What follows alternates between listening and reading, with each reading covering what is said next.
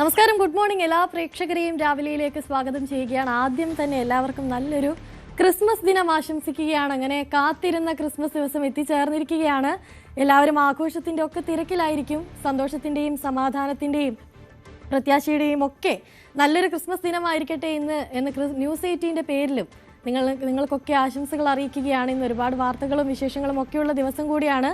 മറ്റു ക്രിസ്മസ് വിശേഷങ്ങളിലേക്കൊക്കെ നമുക്ക് പോകേണ്ടതുണ്ട്. നമുക്ക് ആദ്യം തന്നെ നോക്കാം പ്രധാന വാർത്തകൾ.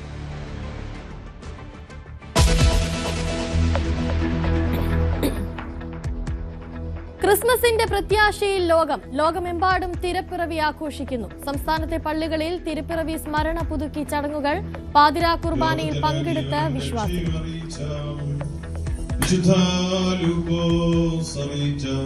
സുവിശേഷത്തിൽ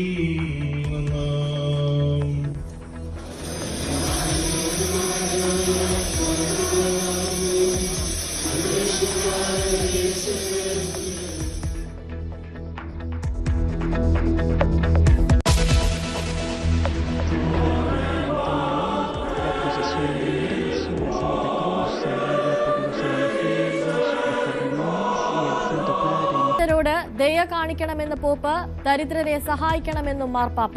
ബത്ലഹേമിൽ 2 വർഷത്തിനു ശേഷം ക്രിസ്മസ് ആഘോഷം.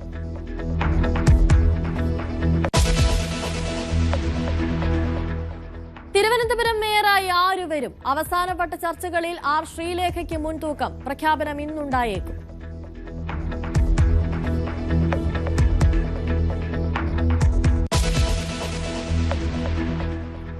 മുൻ പ്രധാനമന്ത്രി AB വാജ്പേയിയുടെ 101ാം ജന്മദിനം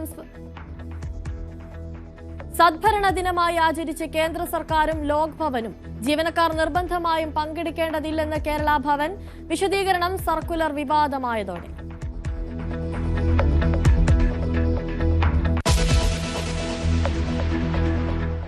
ബംഗ്ലാദേശിൽ ആഭ്യന്തര കലാപത്തിന് ശമനമില്ല. സ്ഫോടനത്തിൽ 1 മരണം. ഇന്ത്യയുമായുള്ള ഉഭയകക്ഷി ബന്ധം വഷളാക്കാൻ ആഗ്രഹിക്കുന്നില്ലെന്ന് ഇടക്കാല സർക്കാർ.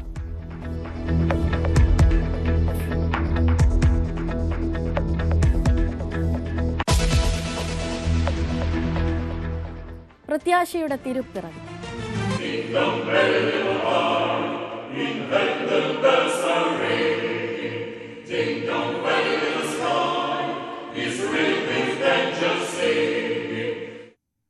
രാവിലെയിൽ നമ്മൾ ആദ്യം പോകുന്നത് ഇന്നത്തെ ക്രിസ്മസ് വിശേഷങ്ങളിലേക്ക് തന്നെയാണ്. ലോകമെമ്പാടും തിരുപ്പിറവി ആഘോഷിക്കുകയാണ്. ഓസ്ട്രേലിയയിലെ വിവിധ ദേവാലയങ്ങളിൽ ക്രിസ്മസ് ശുശ്രൂഷകൾ നടന്നു. വിവിധ മലയാളി ക്രൈസ്തവ വിഭാഗങ്ങളുടെ നേതൃത്വത്തിലും ആരാധനകൾ നടന്നു. ഗോൾഡ് കോസ്റ്റ് സെന്റ് ഗ്രിഗോറിയോസ് ക്രിസ്മസ് ശുശ്രൂഷകൾക്ക് വികാരി ഫാദർ മാത്യു കെ നേതൃത്വം നൽകി. വിശുദ്ധ കുർബാന, പ്രദക്ഷിണം, തീജ്വാല ശുശ്രൂഷ തുടങ്ങിയവയിൽ നിരവധി വിശ്വാസികളാണ് പങ്കെടുത്തത്. ഈ വാർത്തകളെല്ലാം ഹൃദയത്തിൽ സംഗ്രഹിച്ചു. പിതാവിന്റെ പുത്രനും വചനവും ലോകത്തിന്റെ പാവത്തിൽ വഹിക്കുന്നതിനും വൈശ്വമായ കുഞ്ഞാടി ഞങ്ങളോട് കരുണ ചെയ്യണമേ. ലോകത്തിന്റെ പാവത്തിൽ വഹിക്കുന്നതിനും നാട്ടിടയന്മാർ പറഞ്ഞ കാര്യങ്ങളെ കുറിച്ചും അത്ഭുതപ്പെട്ടു. മറിയാമാകട്ടെ ഈ വാർത്തകളെല്ലാം ഹൃദയത്തിൽ സംഗ്രഹിച്ചു നിരൂപിച്ചുകൊണ്ടിരിക്കുകയായിരുന്നു. പിതാവിന്റെ പുത്രനും വചനവും ലോകത്തിന്റെ പാവത്തിൽ വഹിക്കുന്നതിനും വൈശ്വമായ കുഞ്ഞാടി ഞങ്ങളോട് കരുണ ചെയ്യണമേ. ലോകത്തിന്റെ പാവത്തിൽ വഹിക്കുന്നതിനും വൈശ്വമായ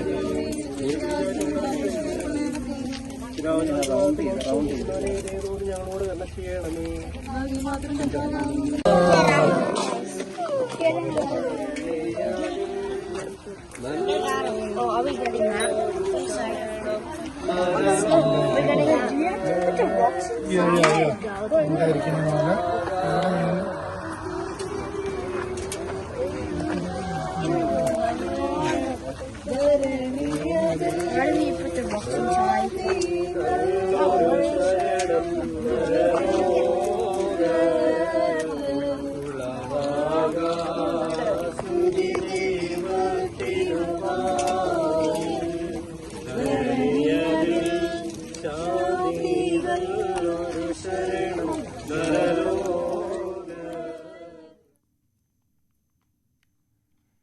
തിരുപ്പിറവിയുടെ ഓർമ്മ പുതുക്കി ലോകം ക്രിസ്മസ് ആഘോഷിക്കുകയാണ്. വത്തിക്കാനിലെ സെന്റ് പീറ്റേഴ്സ് ബസിലിക്കയിൽ ലിയോ 14 മാർപ്പാപ്പ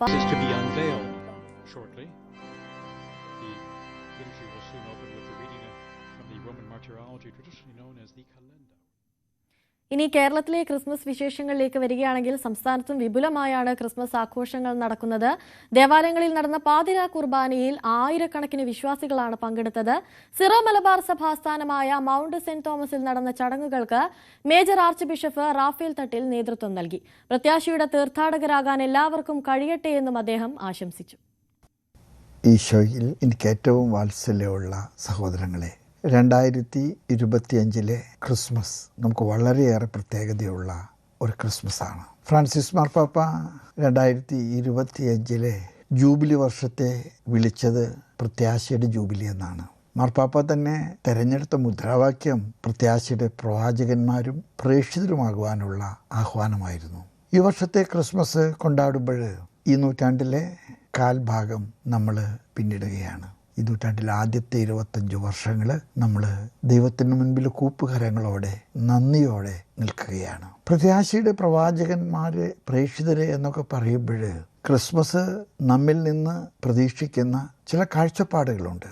ആ കാഴ്ചപ്പാടുകളിൽ ഏറ്റവും പ്രധാനപ്പെട്ടത് ദൈവത്തിൻ്റെ പദ്ധതികളോട് മനുഷ്യൻ കാണിക്കുന്ന സന്മനസ്സാണ്, മനുഷ്യൻ നൽകുന്ന സഹകരണമാണ്.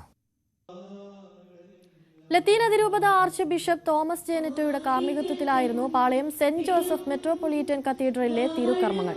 വിശ്വാസികൾക്ക് നേരെ ആക്രമണം കൂടുന്നതിൽ ആർച്ച് ബിഷപ്പ് ആശങ്ക അറിയിച്ചു. തിരുവനന്തപുരം പട്ടം സെന്റ് മേരീസ് കത്തീഡ്രലിൽ നടന്ന ചടങ്ങുകൾക്ക് കർദിനാൾ മാർ ക്ലീമീസ് ബാവ നേതൃത്വം നൽകി.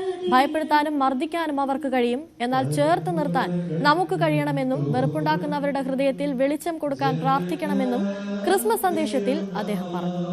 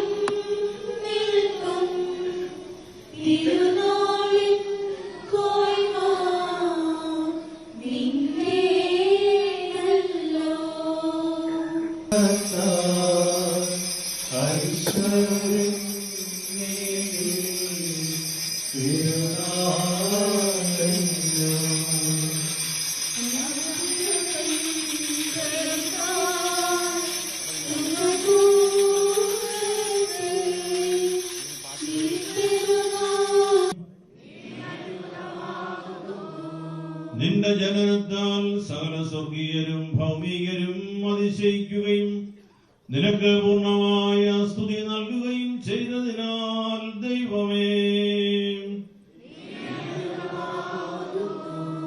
നിന്റെ ജനന ദിവസത്തിൽ മേലുള്ളവരെയും താഴെയുള്ളവരെയും നീ സംയോജിപ്പിക്കുകയും അഭിഷേകം ചെയ്തിരിക്കുന്നു. കർത്താവേ, ആദിയിലങ്ങ് ഭൂമിക്ക് അടിസ്ഥാനമിട്ടു. ആകാശം അങ്ങയുടെ കരവേലയാണ്, അവയൊക്കെ നശിക്കും, അങ്ങ് മാത്രം നിലനിൽക്കും. വസ്ത്രം പോലെ അവ പഴകിപ്പോകും, മേലെങ്കിൽ പോലെ അങ്ങ് അവയെ മടക്കും.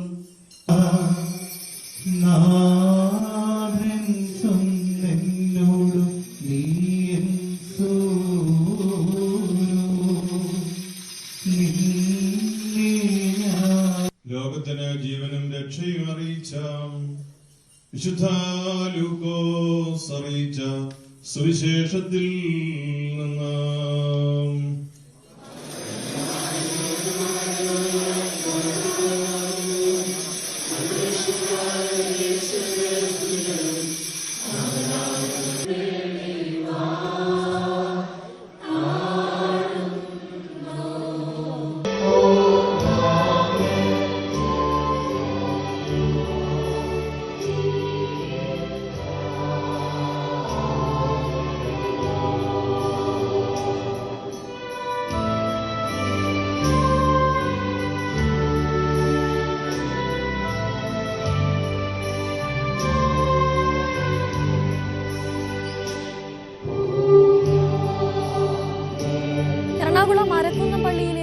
കർമ്മങ്ങൾക്ക് യാക്കോബായ സഭാ അധ്യക്ഷൻ ജോസഫ് പ്രഥമൻ കാതോലിക്ക ബാവ നേതൃത്വം നൽകി.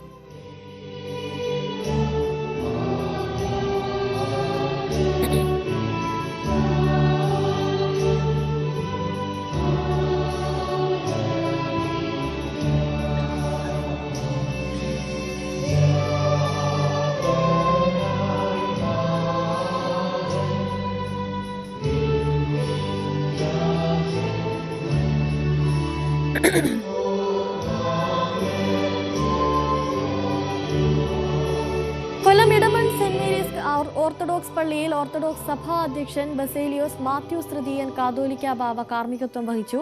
ആർച്ച് ബിഷപ്പ് ഡോക്ടർ വർഗീസ് ചക്കാലക്കലിന്റെ ആഭിമുഖ്യത്തിലായിരുന്നു കോഴിക്കോട് ദേവമാതാ കത്തീഡ്രലിലെ ചടങ്ങുകൾ.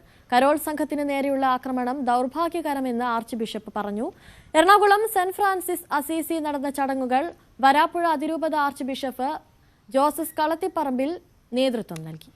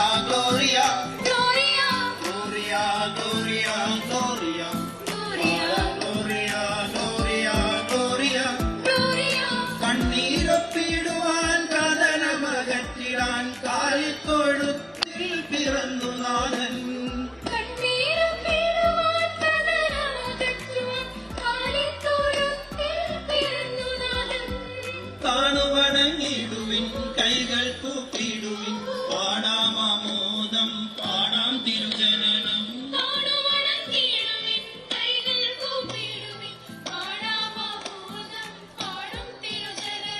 മാലോകർക്കായി താളമേളത്തിൽ പാടിടാമോ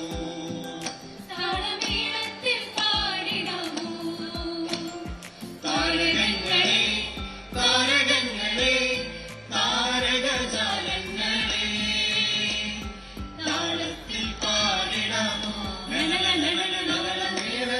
പാടിടാമോ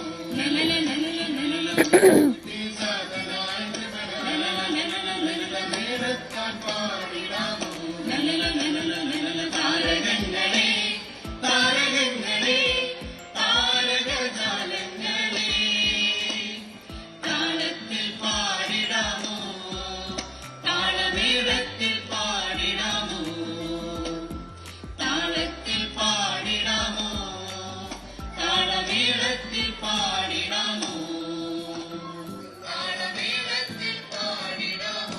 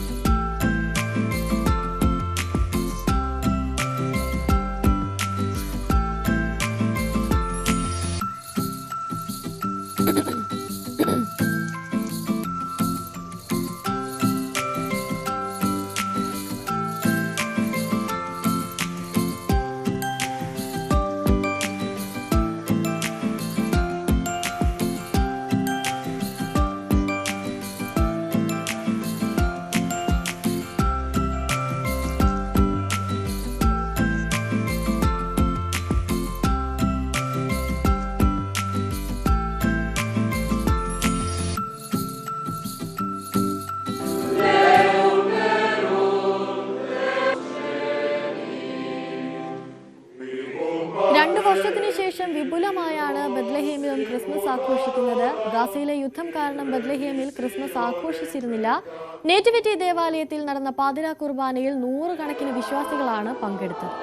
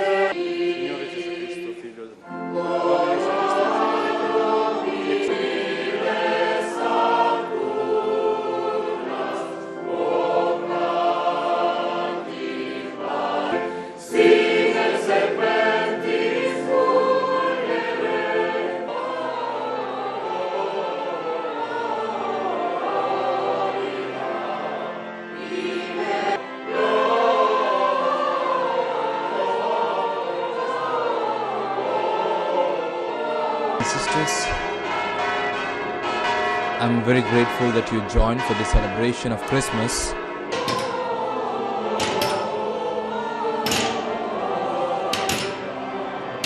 As they go, they sing the hymn and followed.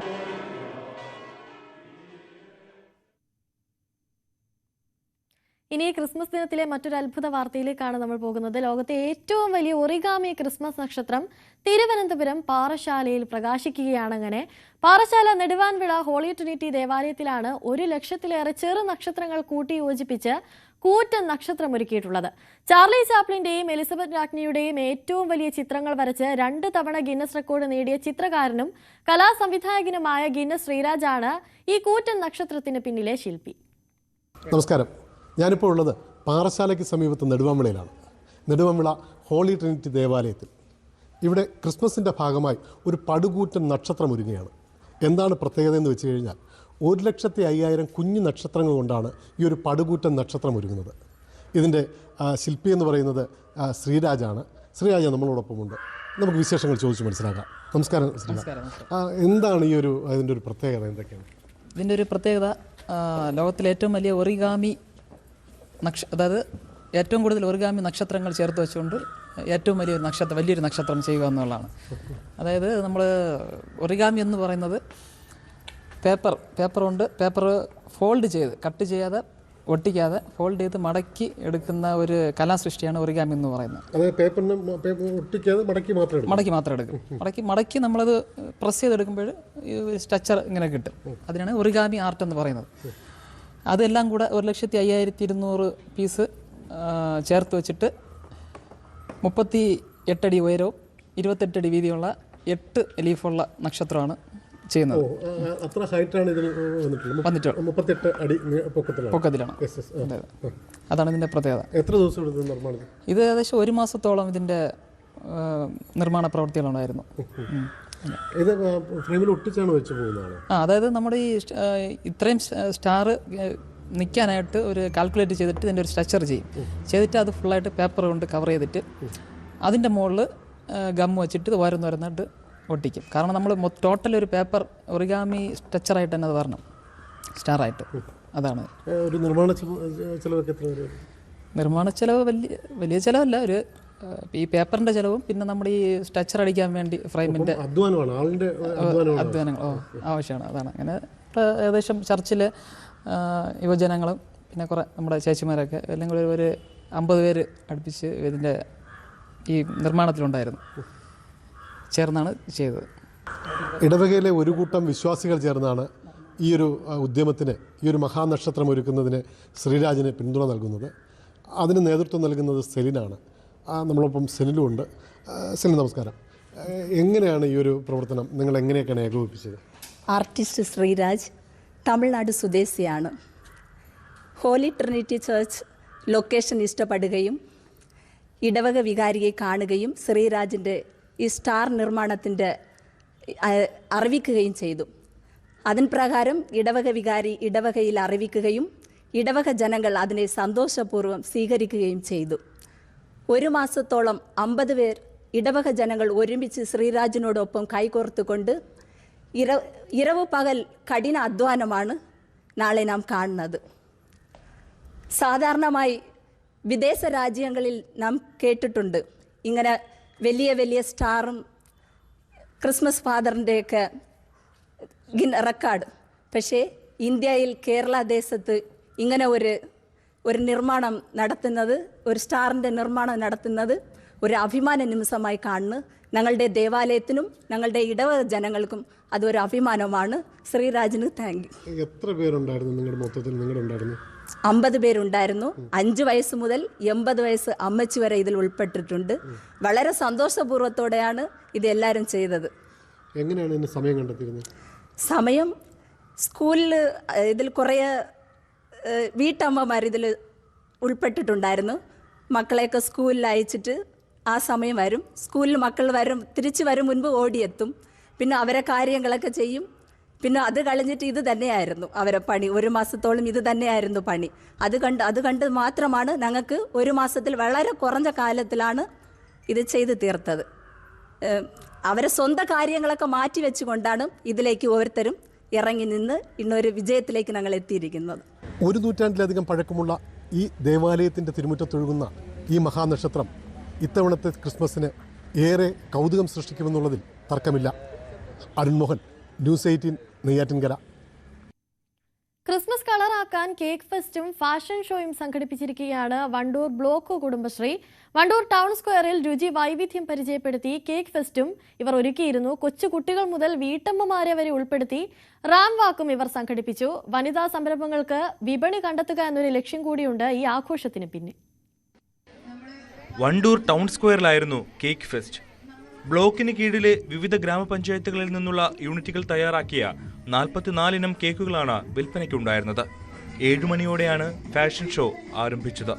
വസ്ത്രങ്ങൾ ഡിസൈൻ ചെയ്ത കുടുംബശ്രീ അംഗങ്ങളും അവരുടെ മക്കളുമാണ് ഫാഷൻ ഷോയിൽ റാമ്പ് വാക്ക് നടത്തിയത്. എല്ലാവർക്കും ആദ്യമായിട്ടുള്ളൊരു അനുഭവമാണ്. പിന്നെ ഇവിടെ വന്നിട്ട് MEC ഒരു 10 മിനിറ്റിൻ്റെ ഉള്ളിലാണ് ഞങ്ങൾക്ക് ഇത് എങ്ങനെ ചെയ്യണം എന്ന് പറഞ്ഞു തന്നത്. അപ്പോൾ ഞങ്ങൾ അങ്ങനെ ചെയ്തു. സ്റ്റേജിൽ കയറി ചെയ്തു. എല്ലാവരും നല്ല കയ്യടി കിട്ടി. എല്ലാവരും നല്ല അഭിപ്രായം പറഞ്ഞു. 19 ദിവസത്തെ പരിശീലനം പൂർത്തിയാക്കിയവർ ഡിസൈൻ ചെയ്ത വസ്ത്രങ്ങളാണ് മോഡലുകൾ ധരിച്ചത്. മമ്പാട് കുടുംബശ്രീയിലെ മൈക്രോ എന്റർപ്രൈസസ് കൺസൾട്ടന്റ് P മുർഷിദയാണ് ഫാഷൻ ഷോയ്ക്ക് ചുക്കാൻ പിടിച്ചത്. വണ്ടൂർ ബ്ലോക്കിലെ കുടുംബശ്രീയുടെ ഭാഗമായി നടത്തുന്ന ഫാഷൻ ഷോയില് ഒരു മോഡലാവാൻ എനിക്ക് അവസരം കിട്ടി. എന്റെ മാമിയാണ് ഡിസൈൻ ചെയ്തത്. അപ്പോ മോമൻ ഡോക്ടർ കോമ്പോയിലും ഡിസൈൻ ചെയ്തിരുന്നത്. അപ്പോ അങ്ങനെ ഒരു ഭാഗമാവാൻ പറ്റില്ല, സന്തോഷമുണ്ട്. ഇവരുടെ ആദ്യ ഫാഷൻ ഷോയാണിത്. മികച്ച അഭിപ്രായം ലഭിച്ചതോടെ ഈ രംഗത്ത് കൂടുതൽ സജീവമാകാനാണ് തീരുമാനം. ന്യൂസ് 18 മലപ്പുറം. മറ്റേ ക്രിസ്മസ് വിശേഷങ്ങളിലേക്കൊക്കെ നമുക്കിനി പോകേണ്ടതുണ്ട്. ആദ്യം നമുക്കൊരു രാവിലെയിലേക്ക് തിരികെ വരുമ്പോൾ മറ്റൊരു പ്രധാനപ്പെട്ട വാർത്തയിലേക്കാണ് നമ്മൾ പോകുന്നത്. ശബരിമല സ്വർണ്ണക്കൊള്ളയിൽ നിർണായക നീക്കവുമായി SIT. പോറ്റിയുമായി ബന്ധമുള്ള D മണിയെ കണ്ടെത്തി. പ്രാഥമികമായി മൊഴി രേഖപ്പെടുത്തി. ഇന്ന് വിശദമായി ചോദ്യം ചെയ്യും. ഇടനിലക്കാരൻ വിരുത് നഗർ സ്വദേശി ശ്രീകൃഷ്ണനെയും തിരിച്ചറിഞ്ഞു. ദിണ്ടിഗൽ സ്വദേശി ബാലമുരുകനാണ് D മണി എന്നറിയപ്പെടുന്നത്. പത്മനാഭസ്വാമി ക്ഷേത്രത്തിലെ വിഗ്രഹങ്ങൾ കടത്താനും ഇവർ ആസൂത്രണം നടത്തിയെന്നാണ് സൂചന. D മണിയെ പോറ്റിക്ക് പരിചയപ്പെടുത്തിയത് ജയലളിതയുമായി ബന്ധമുള്ളവരെന്ന വിവരവും പുറത്തു വരുന്നുണ്ട്. VV വിനോദ് ചേരുന്നുണ്ട് കൂടുതൽ വിവരങ്ങളുമായി. വിനോദ്, വളരെ നിർണായകമായ ഒരു കണ്ടെത്തലാണ് SIT നടത്തിയിരിക്കുന്നത്. ഇനി അന്വേഷണം ഏത് രീതിയിൽ പുരോഗമിക്കും? D മണിയിൽ നിന്നും കൂടുതൽ വിവരങ്ങൾ അന്വേഷണ സംഘത്തിന് ലഭിക്കാനുള്ള സാധ്യതയില്ലേ? അനുശ്രീ, അന്താരാഷ്ട്ര വിഗ്രഹ മോഷണ സംഘവുമായി ബന്ധപ്പെട്ട്, വിഗ്രഹ കടത്ത് സംഘവുമായി ബന്ധപ്പെട്ട് ശബരിമലയിലെ സ്വർണ്ണക്കൊള്ളയ്ക്ക് ബന്ധമുണ്ടെന്ന അതിശക്തമായ ആരോപണം നിലനിൽക്കുന്നു. അങ്ങനെയുള്ള ചില സംശയങ്ങൾ ഹൈക്കോടതി പ്രകടിപ്പിക്കുകയും ചെയ്തു. ഈ ഒരു സാഹചര്യത്തിലാണ് D മണിയെ കണ്ടെത്താൻ അന്വേഷണ സംഘത്തിന് സാധിച്ചിരിക്കുന്നത്. ഈ കേസുമായി ബന്ധപ്പെട്ട് SITയുടെ ഒരു നിർണായക നീക്കമെന്ന് തന്നെ പറയാം. പോറ്റിയുമായി അടുത്ത ബന്ധമുള്ള ആളാണ് D മണി. ദിണ്ടിഗൽ സ്വദേശി ബാലമുരുകൻ എന്നാണ് ഇയാളുടെ പേര്. അവിടെ ബിസിനസ് നടത്തുന്ന ആളാണ്. ഈ സ്വർണവുമായി അല്ലെങ്കിൽ വിഗ്രഹങ്ങളുമായൊക്കെ ബന്ധമുള്ള ആളാണ്. ജയലളിതയുടെ അടുപ്പക്കാരാണ് D മണിയെ പോറ്റിയുമായി പരിചയപ്പെടുത്തിയതെന്ന വിവരങ്ങൾ കൂടി പുറത്തു വരുന്നു. ഈ ശബരിമല സ്വർണ്ണക്കൊള്ള മാത്രമല്ല, ശ്രീപത്മനാഭസ്വാമി ക്ഷേത്രത്തിലെ വിഗ്രഹങ്ങൾ കടത്തുന്നതടക്കമുള്ള ചില കാര്യങ്ങൾ പോലും ഇവർ ആസൂത്രണം ചെയ്തിരുന്നു എന്ന വിവരങ്ങൾ പുറത്തു വരുന്നു. മാത്രമല്ല, നേരത്തെ തന്നെ ചില വിവരങ്ങളുണ്ടായിരുന്നു. പഞ്ചലോക വിഗ്രഹങ്ങൾ ഈ സംഘം കടത്തിയെന്ന വിവരം നേരത്തെ പുറത്തു വന്നിരുന്നു. പക്ഷേ അത് ശബരിമലയുമായി ബന്ധപ്പെട്ടല്ല, മറ്റേതെങ്കിലും ക്ഷേത്രങ്ങളിലേതാണോ, കേരളത്തിലും തമിഴ്നാട്ടിലും ഈ തരത്തിലുള്ള വിഗ്രഹമോഷണം നടന്നിട്ടുണ്ടോ എന്നതടക്കമുള്ള കാര്യങ്ങൾ ഉൾപ്പെടെ പരിശോധിക്കുകയാണ്. മാത്രമല്ല, D മണിയുടെ സുഹൃത്ത് ശ്രീകൃഷ്ണൻ വിരുത് നഗർ സ്വദേശിയാണ്. ഇയാളും ഇടനിലക്കാരനായി പ്രവർത്തിച്ച ആളാണ്. ഇയാളെയും കണ്ടെത്തിയിട്ടുണ്ട്. D മണിയിൽ നിന്ന് കഴിഞ്ഞ ദിവസം തന്നെ പ്രാഥമികമായ മൊഴി രേഖപ്പെടുത്തിയിരുന്നു. അന്വേഷണ സംഘം കൂടുതൽ വിശദമായി ചോദ്യം ചെയ്യേണ്ടതുണ്ട്.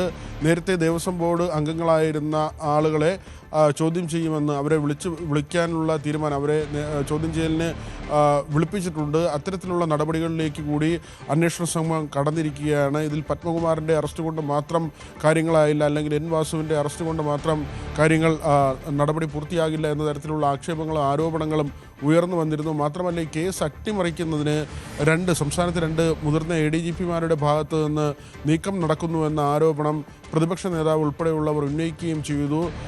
ഈ കേസിലെ തിമിംഗലങ്ങളെ പിടികൂടണം, വൻ സ്രാവുകളെ പിടികൂടണം എന്ന കാര്യം ഹൈക്കോടതിയുടെ ഭാഗത്ത് നിന്ന് ഒരു പരാമർശമായി ഉണ്ടാവുകയും ചെയ്തു. മാത്രമല്ല, ഇപ്പോൾ ഈ EDക്ക് വിവരങ്ങളെല്ലാം തന്നെ കൈമാറാനുള്ള കോടതി ഉത്തരവിൻ്റെ അടിസ്ഥാനത്തിൽ ഈ കേസുമായി ബന്ധപ്പെട്ട വിവരങ്ങൾ EDയുടെ പക്കലുണ്ട്. അതുകൊണ്ട് തന്നെ SITക്ക് മേൽ സമ്മർദ്ദം ഉണ്ടെങ്കിൽ കൂടി ഇപ്പോഴത്തെ ഒരു രാഷ്ട്രീയ സാഹചര്യത്തിൽ അന്വേഷണം പിന്നാക്കം പോകാൻ കഴിയില്ല, അല്ലെങ്കിൽ അങ്ങനെ കൊണ്ടുപോകാൻ കഴിയില്ല. കഴിഞ്ഞ ദിവസം മുഖ്യമന്ത്രി വാർത്താ സമ്മേളനത്തിൽ വ്യക്തമാക്കിയതും SITയുടെ അന്വേഷണം തൃപ്തികരമാണ്, അതിലാർക്കും പരാതിയില്ല. SITക്ക് മേൽ സമ്മർദ്ദമുണ്ട് എന്ന്, അല്ലെങ്കിൽ SITയുടെ അന്വേഷണം തൃപ്തികരമല്ല എന്ന് വരുത്തി തീർക്കാനുള്ള ചില ശ്രമങ്ങൾ നടക്കുന്നത്. പക്ഷേ ശബരിമലയുമായി ബന്ധപ്പെട്ട് ശക്തമായ അന്വേഷണമാണ് SIT നടത്തുന്നതെന്ന കാര്യമാണ് മുഖ്യമന്ത്രിയും കഴിഞ്ഞ ദിവസം കൂട്ടിച്ചേർത്തത്. അനുശ്രീ, വിനോദ്, അതുപോലെ ഈ ശബരിമല പോലുള്ള പത്മനാഭസ്വാമി ക്ഷേത്രം പോലുള്ള ഹൈ സെക്യൂരിറ്റി ഉള്ള ക്ഷേത്രങ്ങളിൽ നിന്ന് പോലും ഇത്തരത്തിൽ വിഗ്രഹങ്ങൾ കടത്തിക്കൊണ്ട് പോകണമെങ്കിൽ ഈ പിന്നിലുള്ള ഉന്നതരെന്ന് പറയുന്നവർ അത്ര നിസ്സാരക്കാരായിരിക്കില്ല എന്ന് തന്നെ വേണം കരുതാൻ അല്ലേ? തീർച്ചയായും തുടക്കം മുതൽ തന്നെ ഹൈക്കോടതി ഉൾപ്പെടെ ഉള്ള കേന്ദ്രങ്ങൾ ഉന്നയിക്കുന്നൊരു സംശയമാണ് ഈ അന്താരാഷ്ട്ര സംഘത്തിൻ്റെ ഇടപെടൽ. അത് ഏറെക്കുറെ തെളിയുന്ന നിലയിലേക്കാണ് കാര്യങ്ങൾ പോകുന്നത്. കാരണം ഇതൊരു ചെറിയ റാക്കറ്റല്ല, ചെറിയ ശൃംഖലയല്ല. ഓരോ ദിവസം കഴിയുന്തോറും പുതിയ ആളുകൾ ഈ കേസുമായി ബന്ധപ്പെട്ട് പുറത്തേക്ക് വരികയാണ്. കൂടുതൽ ആളുകളെ ചോദ്യം ചെയ്യുകയും കസ്റ്റഡിയിലെടുക്കുകയും ചെയ്യേണ്ട സാഹചര്യത്തിലേക്ക് പോകുന്നു.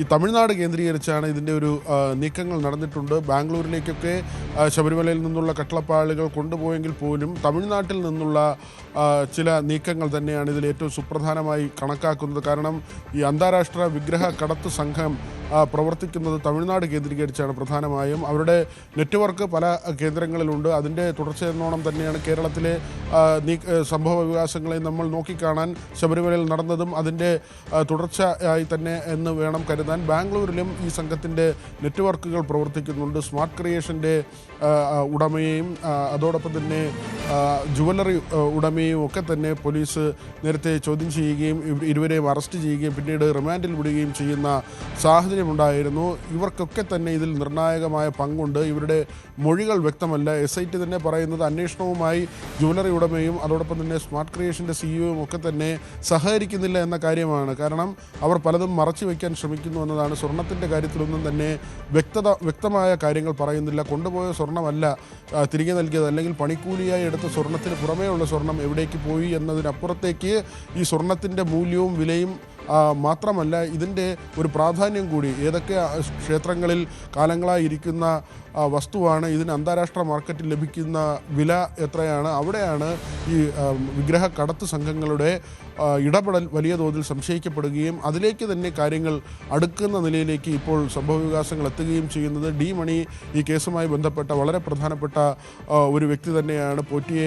പോറ്റിയുമായി അടുത്ത ബന്ധമുള്ള ആളാണ്. ഡി മണി ഡിണ്ടിഗൽ സ്വദേശിയാണ്. ബാലമുരുകൻ എന്നാണ് ഇയാളുടെ പേര്. ഇയാൾക്ക് മറ്റ് പല ബിസിനസ്സുകളും ഉണ്ട് എന്ന വിവരമാണ് ഇപ്പോൾ പുറത്തു വരുന്നത്. മാത്രമല്ല ജയലളിതയുടെ ചില അടുപ്പക്കാരാണ് ഡി മണിയെയും പോറ്റിയെയും തമ്മിൽ പരിചയപ്പെടുത്തിയതെന്ന വിവരങ്ങൾ കൂടി പുറത്തേക്ക് വരുന്നുണ്ട്. അനുശ്രീ, വിനോദ്, അതുപോലെ തന്നെ ഈ ഡി മണിയെ പോറ്റിക്ക് പരിചയപ്പെടുത്തിയത് ജയലളിതയുമായി ബന്ധമുള്ളവരാണെന്ന് പറയുമ്പോൾ തമിഴ്നാട്ടിൽ ഇതിന് പിന്നിൽ പ്രവർത്തിച്ച കൂടുതൽ ആളുകളുണ്ട്. സ്വർണ്ണക്കൊള്ളയുമായി ബന്ധപ്പെട്ട കൂടുതൽ ആളുകൾ ഉണ്ടാകാനുള്ള സാധ്യതയുണ്ടല്ലോ. അങ്ങനെയെങ്കിൽ അന്വേഷണം കൂടുതൽ തമിഴ്നാട്ടിലേക്ക് കൂടി നീളാനുള്ള സാധ്യതയുണ്ടോ? തീർച്ചയായും ഇപ്പോൾ SITയുടെ അന്വേഷണമാണ് നടക്കുന്നത്. SITയുടെ അന്വേഷണം തൃപ്തികരമെന്ന് സംസ്ഥാന സർക്കാർ പറയുമ്പോഴും ED ഈ കേസ് ഏറ്റെടുത്തിട്ടുണ്ട്. ഒരുപക്ഷെ CBI അന്വേഷണം പോലും ഈ കേസിൽ വന്നേക്കാം. കാരണം മറ്റ് പല സംസ്ഥാനങ്ങളും അതോടൊപ്പം തന്നെ ഇവരുടെ ഈ വിഗ്രഹ കടത്ത് സംഘമാണെങ്കിൽ മറ്റ് രാജ്യങ്ങളുമായി ബന്ധപ്പെട്ട നീക്കങ്ങൾ ഉണ്ടായിട്ടുള്ളൂ. അവിടുത്തെ സംഘങ്ങളുമായി ബന്ധപ്പെട്ട് ഇവർ പ്രവർത്തിച്ചിട്ടുണ്ടാകും. അങ്ങനെയെങ്കിൽ ഇന്റർപോളിൻ്റെയൊക്കെ തന്നെ സഹായം വേണ്ടിവരും. ആ നിലയ്ക്കാണെങ്കിൽ CBI അന്വേഷണം ഈ കേസിലേക്ക് എത്തുമെന്ന കാര്യം വ്യക്തമാണ്. പക്ഷേ എപ്പോഴേക്ക് ഈ അന്വേഷണം ഉണ്ടാകും എന്നതിൽ മാത്രമേ സംശയമുള്ളൂ. SITയിൽ നിന്ന് ഈ കേസ് കൂടുതൽ മുകളിലേക്കുള്ള ഏജൻസികളിലേക്ക്, കേന്ദ്ര ഏജൻസികളിലേക്ക് പോകുമെന്നത് ഇതിനകം തന്നെ വ്യക്തമായി കഴിഞ്ഞു. അതുതന്നെയാണ് ED അന്വേഷണം ഈ കേസിൽ വരുന്നതിനുള്ള പ്രധാനപ്പെട്ട കാരണവും. അവിടെ സാമ്പത്തികമായ കാര്യങ്ങൾക്കപ്പുറം ഗുരുതരമായ കുറ്റകൃത്യം, മോഷണം പോലുള്ള കുറ്റകൃത്യം അല്ലെങ്കിൽ വളരെ വിലപിടിപ്പുള്ള വിഗ്രഹങ്ങൾ കവർന്നു എന്ന മൊഴികളും അതിൻ്റെ അടിസ്ഥാനത്തിലുള്ള കണ്ടെത്തലും ഉണ്ടായാൽ ഈ കേസിലേക്ക് CBI വരുമെന്ന കാര്യം 100% ഉറപ്പാണ്. അതിന് എത്ര സമയമെടുക്കും, അതിൻ്റെ കാലതാമസം ഏതുവരെ എന്നത് മാത്രമേ മുന്നിൽ അവശേഷിക്കുന്ന ചോദ്യമായുള്ളൂ. ഏതായിരുന്നാലും അന്തർ സംസ്ഥാന പ്രതികൾ ഉൾപ്പെടുന്ന ആളുകൾ ഉൾപ്പെടുന്ന തരത്തിലേക്ക് ഇതിൻ്റെ വ്യാപ്തി വർദ്ധിക്കുകയാണ്. ഹൈക്കോടതി പറഞ്ഞതുപോലെ തന്നെ എവിടെ ഇതിലെ വമ്പൻ സ്രാവുകൾ എവിടെ എന്ന ചോദ്യം, അവരെ പിടികൂടണമെന്ന ഹൈക്കോടതിയുടെ പരാമർശം അതൊരു വെറും പരാമർശമല്ല. കൃത്യമായി ഈ തട്ടിപ്പിൻ്റെ ആഴവും പരപ്പും വ്യക്തമുള്ളത് കൊണ്ട് തന്നെയാണ് കോടതിയുടെ ഭാഗത്ത് നിന്ന് അത്തരത്തിലുള്ള പരാമർശങ്ങൾ ഉണ്ടായത്. ഏതായിരുന്നാലും ഈ ഡി മണിക്കപ്പുറത്തേക്ക് കേസിൻ്റെ അന്വേഷണം പോകുമ്പോൾ ഇതിൽ ആരൊക്കെ ഇടപെട്ടു, ഇനി മറ്റ് ആരൊക്കെയാണ് ഇതിൽ ഉൾപ്പെട്ടിട്ടുള്ളത്, വിഗ്രഹ കടത്ത് സംഘവുമായി ബന്ധപ്പെട്ട ആളുകൾ ഇതിലേക്ക് വന്നു ചേർന്നിട്ടുണ്ടോ തുടങ്ങിയ കാര്യങ്ങളിലെല്ലാം തന്നെ വ്യക്തത വരും. ഏതായിരുന്നാലും ഇപ്പോൾ നടന്നിരിക്കുന്നത് വളരെ സുപ്രധാനമായൊരു നീക്കമാണ്. മാത്രമല്ല മുൻ ദേവസ്വം ബോർഡ് അംഗങ്ങളെ KP ശങ്കരദാസ് ഉൾപ്പെടെയുള്ളവരെ ചോദ്യം ചെയ്യലിന് അന്വേഷണ സംഘം വിളിപ്പിച്ചിട്ടുണ്ട്. ഇതിനകം തന്നെ നേരത്തെയുള്ള ദേവസ്വം ബോർഡുമായി ബന്ധപ്പെട്ട അതിൻ്റെ ഭാരവാഹികളായിരുന്ന ആളുകളൊക്കെ തന്നെ അറസ്റ്റിലാകുന്ന സാഹചര്യമുണ്ട്.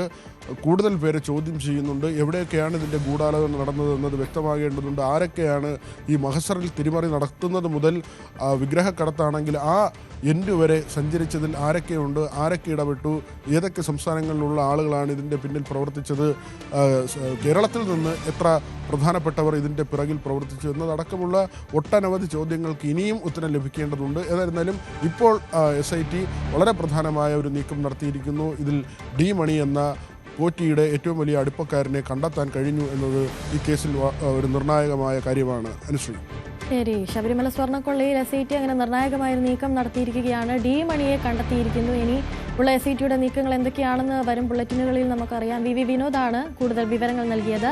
മറ്റൊരു വാർത്തയിലേക്ക് പോകുമ്പോൾ, സന്നിധാനത്തെ ഭക്തിയിൽ ആറാടിച്ച് പോലീസിന്റെ കർപ്പൂരാഴി. ഇന്നലെ ദീപാരാധനയ്ക്ക് ശേഷമാണ് കർപ്പൂരാഴി നടന്നത്. സംസ്ഥാന പോലീസ് മേധാവി റവാഡ ചന്ദ്രശേഖർ, ADGP S ശ്രീജിത്ത് തുടങ്ങി ഉന്നത ഉദ്യോഗസ്ഥർ ചടങ്ങിൽ പങ്കെടുത്തു. ദീപാരാധനയ്ക്ക് തൊട്ടു പിന്നാലെയാണ് സന്നിധാനത്ത് നിന്ന് ആരംഭിച്ച് മാളികപ്പുറം വഴി 18ാം പടിയിൽ അവസാനിക്കുന്ന രീതിയിൽ കർപ്പൂരാഴി നടന്നത്.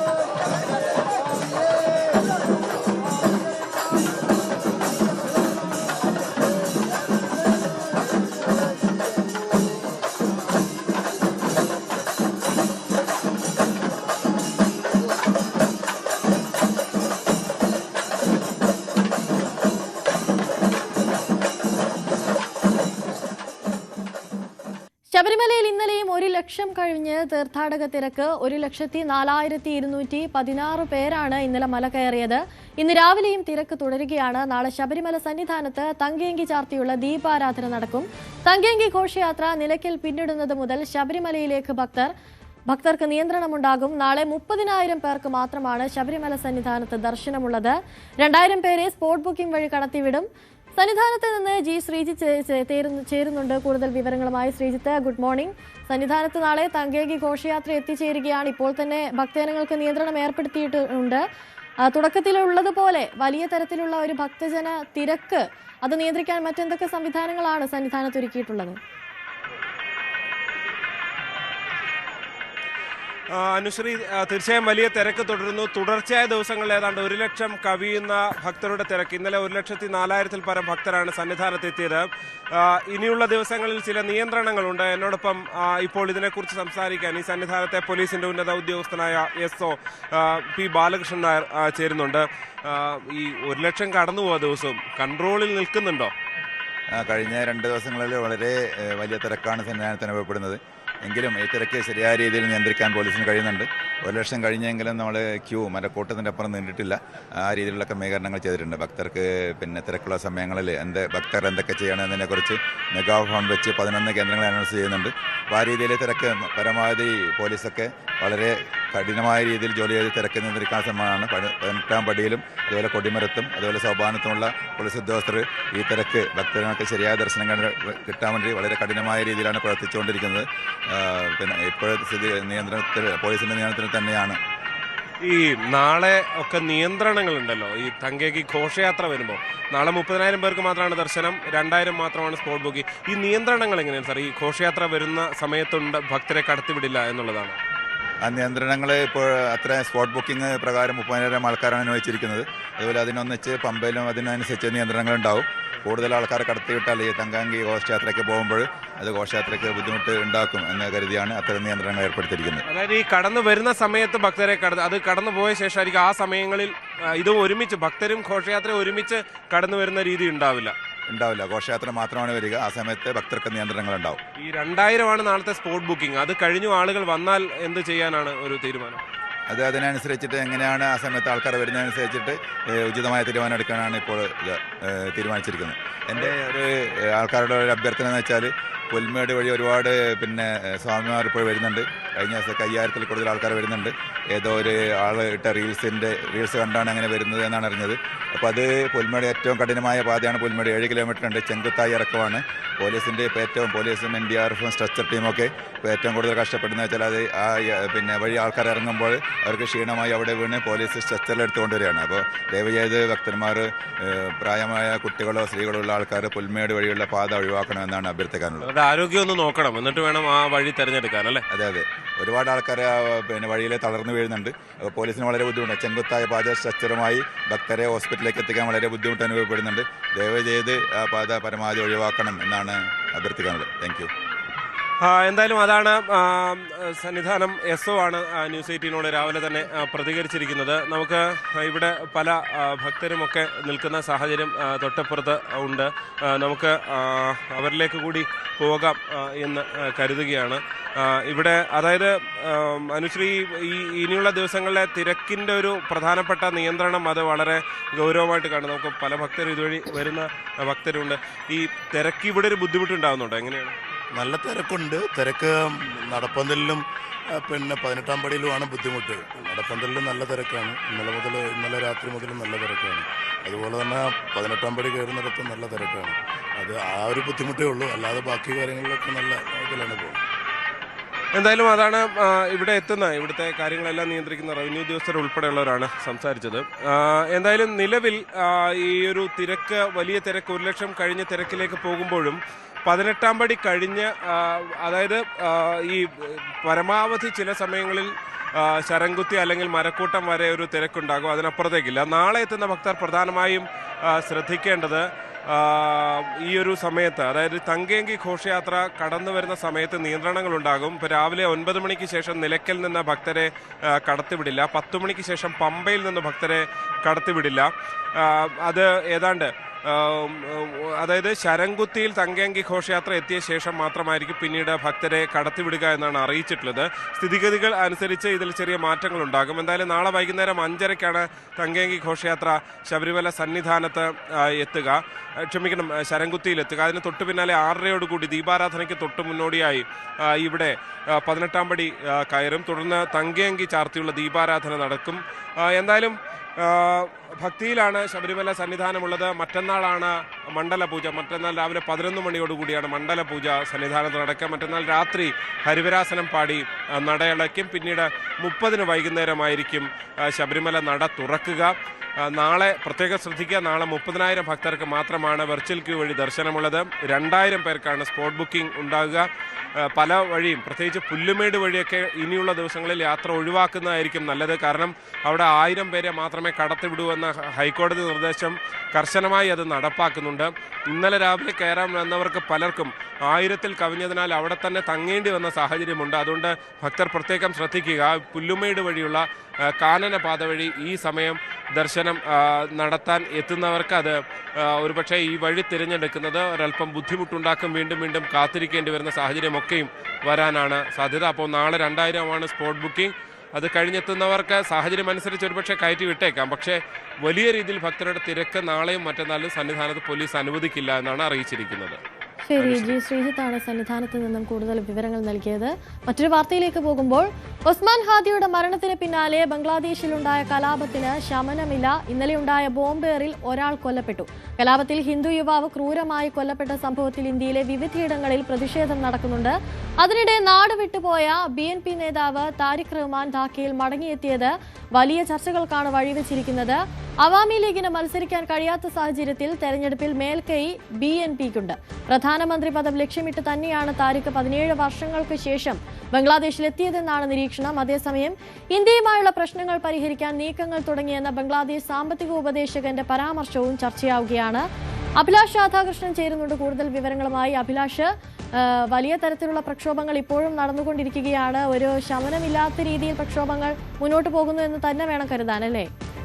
അനുശ്രീ, തീർച്ചയായിട്ടും ബംഗ്ലാദേശിൽ വലിയ രീതിയിലുള്ള കലാപം നടന്നുകൊണ്ടിരിക്കുകയാണ്. ധാക്ക കേന്ദ്രീകരിച്ച് യുവാക്കൾ തെരുവിലിറങ്ങി വലിയ രീതിയിൽ പ്രതിഷേധങ്ങളും നടത്തുന്നുണ്ട്. ഇതിനിടയിലാണ് ഇന്നലെ രാത്രി വൈകുന്നേരത്തോടു കൂടി തന്നെ അവിടുത്തെ ഒരു സ്വകാര്യ കമ്പനിയിൽ ജോലി ചെയ്യുന്ന ഒരു യുവാവ് ചായ കുടിക്കുന്നതിനിടയിൽ ഫ്ലൈ ഓവറിൽ നിന്ന് ആരോ വലിച്ചെറിഞ്ഞ ബോംബ് പൊട്ടിത്തെറിച്ച് മരിച്ചുപോയത്. അങ്ങനെ വലിയ രീതിയിലുള്ള കലാപം തുടരുന്നു. കഴിഞ്ഞ ദിവസങ്ങളിൽ ഇന്ത്യയിലടക്കം വലിയ പ്രക്ഷോഭത്തിന് കാരണമായ ഒരു ഹിന്ദു യുവാവിൻ്റെ കൊലപാതകമുണ്ട്. അയാളെ ആൾക്കൂട്ടം കൂടിച്ചേർന്ന് തീവച്ച് കൊലപ്പെടുത്തിയ സംഭവമുണ്ടായി. ദീപു ചന്ദ്രദാസ് എന്ന് പറയുന്ന യുവാവ്. അതിനുശേഷം ഇന്ത്യയിലടക്കം വലിയ രീതിയിലുള്ള പ്രതിഷേധം നടക്കുന്നുണ്ട്. ഇന്ത്യയിലെ വിവിധ സംസ്ഥാനങ്ങളിൽ ജമ്മു, മുംബൈ, ഹൈദരാബാദ്, അതുപോലെ ത്രിപുരയിലെ അഗർത്തല തുടങ്ങിയ വലിയ സംസ്ഥാനങ്ങളിൽ വലിയ രീതിയിലുള്ള പ്രതിഷേധങ്ങൾ ബംഗ്ലാദേശിലെ ഈ കൊലപാതകത്തിന് പിന്നാലെ നടന്നു വരുന്ന സാഹചര്യമുണ്ട്. ന്യൂഡൽഹിയിലെ ബംഗ്ലാദേശ് ഹൈക്കമ്മീഷണറേറ്റിലും അവിടുത്തെ കോൺസുലേറ്റിലും അടക്കം വലിയ രീതിയിലുള്ള പ്രതിഷേധങ്ങൾ നടക്കുന്ന സാഹചര്യമുണ്ടായി. അപ്പോൾ കഴിഞ്ഞ ഒന്നൊന്നര ആഴ്ചയായിട്ട് ബംഗ്ലാദേശിൽ നടക്കുന്ന ഈ കലാപത്തിന് ഒരു ശമനമില്ല എന്നുള്ളതാണ് ഏറ്റവും പ്രധാനപ്പെട്ട കാര്യം. ഒസ്മാൻ ഹാദി എന്ന് പറയുന്ന ഇൻകുലാബ് മൻചയുടെ നേതാവാണ് കഴിഞ്ഞ ദിവസങ്ങളിൽ വെടിയേറ്റ് കൊല്ലപ്പെടുന്നത്. വെടിയേറ്റ് ചികിത്സയിലായിരുന്നു. സിംഗപ്പൂരിലേക്ക് ചികിത്സയ്ക്ക് കൊണ്ടുപോയിരുന്നു. അവിടെ വെച്ചിട്ടാണ് ഇയാൾ കൊല്ലപ്പെട്ടത്. അതിനുശേഷം വലിയ രീതിയിലുള്ള രാഷ്ട്രീയ വ്യത്യാസങ്ങളും അവിടെ നടക്കുന്ന ഒരു സാഹചര്യമുണ്ട്. ഫെബ്രുവരി 12-ന് ബംഗ്ലാദേശിൽ തെരഞ്ഞെടുപ്പ് നടക്കാനിരിക്കുന്ന സാഹചര്യത്തിൽ BNP നേതാവ്, നാടുവിട്ടുപോയ BNP നേതാവ്. ബംഗ്ലാദേശിൽ പ്രക്ഷോഭങ്ങൾ അങ്ങനെ തുടർന്നുകൊണ്ടിരിക്കുകയാണ്. അഭിലാഷ് രാധാകൃഷ്ണനാണ് കൂടുതൽ വിവരങ്ങൾ നൽകിയത്. മറ്റൊരു ദുഃഖകരമായ വാർത്തയിലേക്ക് പോകുമ്പോൾ, കർണാടകയിലെ ചിത്രദുർഗയിൽ ബസ്സിന് തീപിടിച്ച് 13 പേർ മരിച്ചു. കണ്ടെയ്നർ ലോറിയുമായി കൂട്ടിയിടിച്ചതിന് പിന്നാലെയാണ് ബസ്സിന് തീപിടിച്ചത്. 20-ലധികം പേർക്ക് പൊള്ളലേറ്റിട്ടുണ്ട്.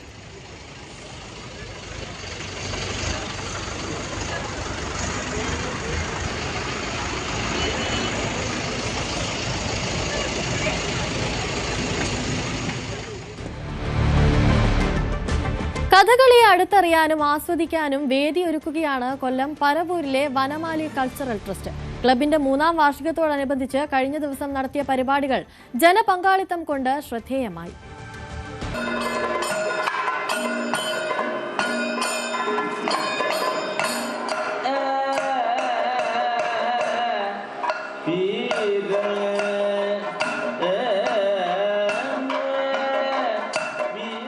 അരങ്ങിൽ സന്താനഗോപാലം പുരോഗമിക്കുന്നു. കഥയും പശ്ചാത്തലവും വേഷവുമെല്ലാം വിവരിച്ച് നടക്കുന്ന പരിപാടി കാണാൻ പ്രായഭേദമില്ലാതെ ആസ്വാദകരുണ്ട്. കഥകളി കലാകാരനായിരുന്ന അച്ഛൻ സദാനന്ദൻ പിള്ളയുടെ സ്മരണയ്ക്കായി മകൻ കലാമണ്ഡലം ബിജുവാണ് വനമാലി ട്രസ്റ്റ് സ്ഥാപിച്ചത്. സിംഗപ്പൂരിൽ കഥകളി അധ്യാപകനാണ് ബിജു.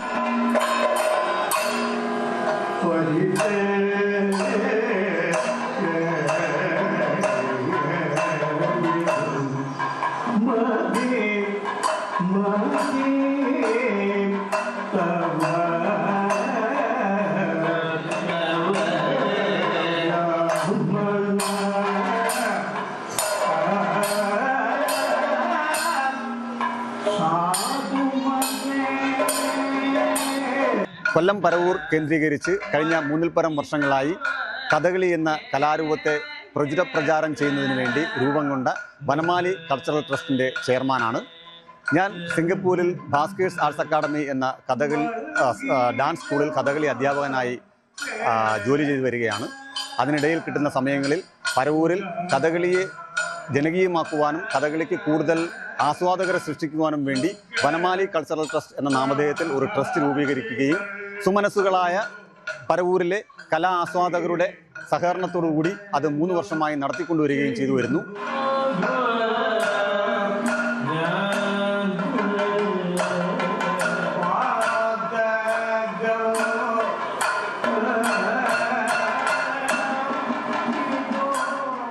വർഷത്തിൽ 2 പരിപാടികളാണ് ട്രസ്റ്റ് സംഘടിപ്പിക്കുന്നത്. കഥകളി ആസ്വാദന ക്ലാസും ക്വിസ് മത്സരവുമൊക്കെയായി 3ാം വർഷത്തിലെത്തുമ്പോൾ കഥകളി ക്ലബ്ബ് സജീവമാണ്.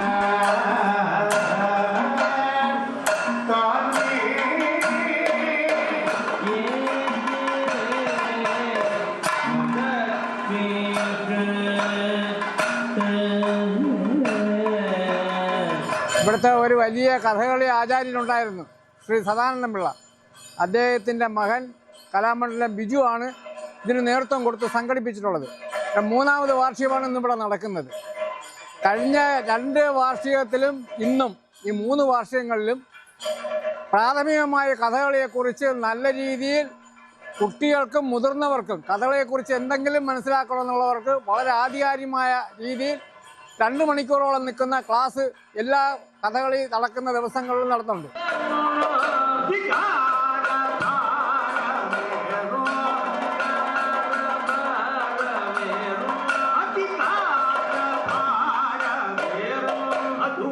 കേരളത്തിൻ്റെ സ്വന്തം കലാരൂപം കൂടുതൽ ജനകീയമാക്കാനുള്ള ട്രസ്റ്റിൻ്റെ ശ്രമങ്ങൾക്ക് ഒപ്പം നിൽക്കുകയാണ് ഒരു നാട്.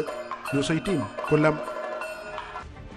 ഇനി രാവിലെയുടെ സ്പെഷ്യൽ സെഗ്മെന്റിലേക്കാണ് നമ്മൾ പോകുന്നത്. സ്പെഷ്യൽ ഡേയിലേക്ക്. വളാഞ്ചേരി സ്വദേശിയും ന്യൂസ് 18 പ്രതിനിധിയുമായ ജിഷാദിന്റെയും ഷഹനയുടെയും മകൾ അനത്തിന്റെ 1ാം പിറന്നാളാണിന്ന്. അതുപോലെ തന്നെ ഈ ദിവസത്തിന് മറ്റൊരു പ്രത്യേകത കൂടിയുണ്ട്. ജിഷാദും ഷഹനയും നിക്കാഹ് ചെയ്ത ദിവസം കൂടിയാണിന്ന്. അങ്ങനെ ഇരട്ടി മധുരം എന്നൊക്കെ പറയുന്നത് പോലെ ഇന്ന് ക്രിസ്മസ്, അതുപോലെ തന്നെ മകളുടെ പിറന്നാൾ, ഒപ്പം തന്നെ ഇരുവരുടെയും വെഡ്ഡിംഗ് ആനിവേഴ്സറി. അങ്ങനെ ജിഷാദിനും ഷംനയ്ക്കും ഇരട്ടി മധുരം നിറഞ്ഞ, ഒരുപാട് സന്തോഷം നിറഞ്ഞ ഒരു ദിവസം കൂടിയായിരിക്കും ഇന്ന് എന്നുള്ള കാര്യം തീർച്ചയാണ്. ജിഷാനും ഷംനയ്ക്കും ഒപ്പം അനത്തിനും ന്യൂസ് 18 കുടുംബത്തിന്റെ ഹൃദയം നിറഞ്ഞ ആശംസകൾ നേരുകയാണ്. മലപ്പുറം പന്തലൂർ സ്വദേശികളായ ജ്യോതിഷ് രേഷ്മ ദമ്പതികളുടെ മകൾ അലങ്കൃത ജ്യോതിഷിന്റെ 1ാം പിറന്നാളാണിന്ന്. അലങ്കൃത കുട്ടിക്ക് ന്യൂസ് 18 കുടുംബത്തിന്റെ പേരിലും പിറന്നാൾ ആശംസകൾ നേരുകയാണ്. ഇടുക്കി സ്വദേശിയായ കലൈവാണിയുടെ ജന്മദിനമാണിന്ന്. ആശംസകൾ അറിയിച്ചിരിക്കുന്നത് ഭർത്താവ് വിപിനാണ്. കലൈവാണിക്ക് ന്യൂസ് 18 കുടുംബത്തിന്റെ പേരിലും പിറന്നാൾ ആശംസകൾ നേരുകയാണ്. UK-യിൽ താമസിക്കുന്ന മലയാളി ദമ്പതികളായ സാധുനിന്റെയും സിനീറ്റയുടെയും മകൾ മിയേലിന്റെ ജന്മദിനമാണിന്ന്. ന്യൂസ് 18 കുടുംബത്തിന്റെ പേരിലും മിയേലിന് 1000 ജന്മദിനാശംസകൾ നേരുകയാണ്. രാവിലെയുടെ സമയം ഇന്നിവിടെ പൂർണ്ണമാവുകയാണ്. ഞാൻ തുടക്കത്തിൽ പറഞ്ഞതുപോലെ തന്നെ എല്ലാവർക്കും സന്തോഷത്തിന്റെയും സമാധാനത്തിന്റെയും പ്രത്യാശയുടെയും ഒക്കെ ഒരു ക്രിസ്മസായി മാറട്ടെ ഇന്നത്തെ ദിവസം അത് ആഘോഷമാക്കി മാറ്റുക, സന്തോഷമുള്ള ഓർമ്മകളാക്കി മാറ്റുക. ഇന്നത്തെ രാവിലെയുടെ സമയം ഇവിടെ പൂർണ്ണമാവുകയാണ്. വാർത്തകളും വിശേഷങ്ങളും ഒക്കെയായി നാളെ വീണ്ടും കാണാം. നമസ്കാരം.